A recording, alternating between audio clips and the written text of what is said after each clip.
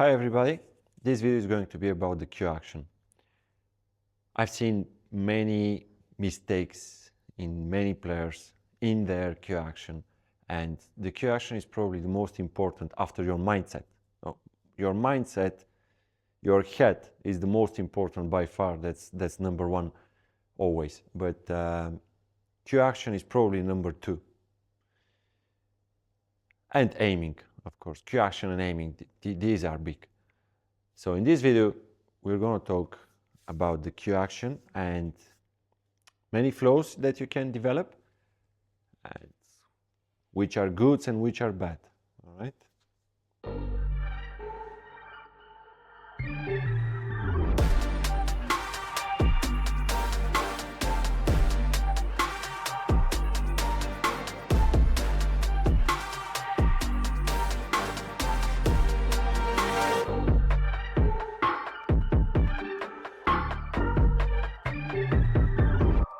We're going to see the cue action in details, but before I play any shot.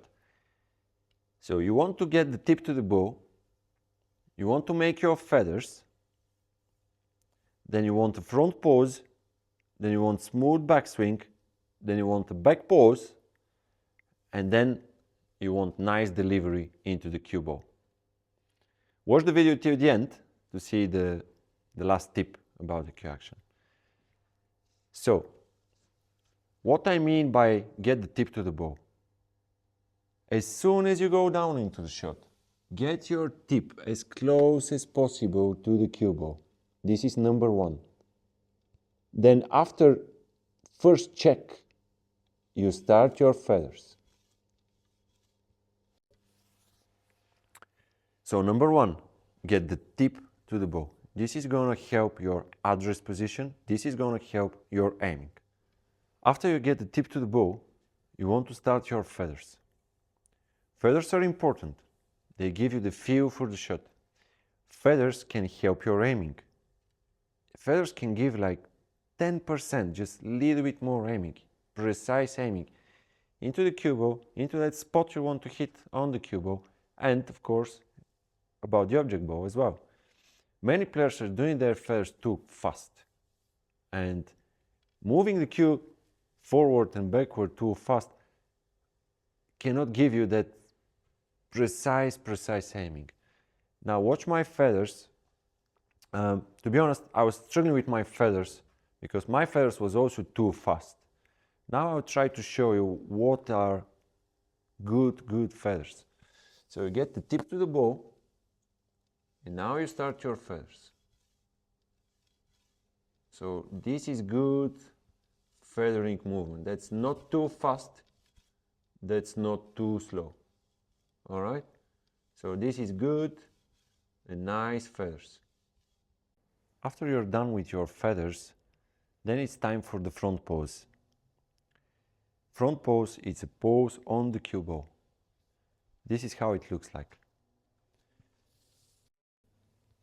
You do your feathers, then you pose at the cue ball. After that pose, you make your backswing. The backswing should also be quite smooth. You don't want to pull back the cue too fast because you're going to lose accuracy, you're going to lose the feel for the cue. And the front pose, that little stop, just for a second, just for a fraction, that little stop is going to help your backswing to be nice and smooth. So here it is. Tip to the bow, you make your feathers, you pose, smooth backswing. So you're done with your front pose, you use it to get precisely that spot on the cue ball you want to hit. Then you're done with your backswing, and then at the end of your backswing, you do slide back pose, just half a second, because you want your cue to start the delivery from that 0 kilometers, like 0 movement into the cue. And then you start your delivery. So now watch. Tip to bow. You're doing your feathers. Pose, smooth backswing, pose. And then it's time for delivery. The delivery should start smooth. You should always accelerate through the bow, but not with too much acceleration. It's kind of a slow and smooth acceleration through the cue bow to extract that reaction from the cue bow. Then you follow through. After you hit the cue bow, you don't want to stop your hand immediately after you hit the cue bow. You want to follow through, so your hand decelerates smoothly and slowly, and your muscles are relaxed, and then the shot is finished. So now watch the shot. You get the tip to the bow, feathers, pose, smooth backswing, pose, delivery. You stay still after the shot, and then you get up. And this is the textbook cue action. You can skip a step or two if you watch top 16 professional players. Not everybody is doing it like this.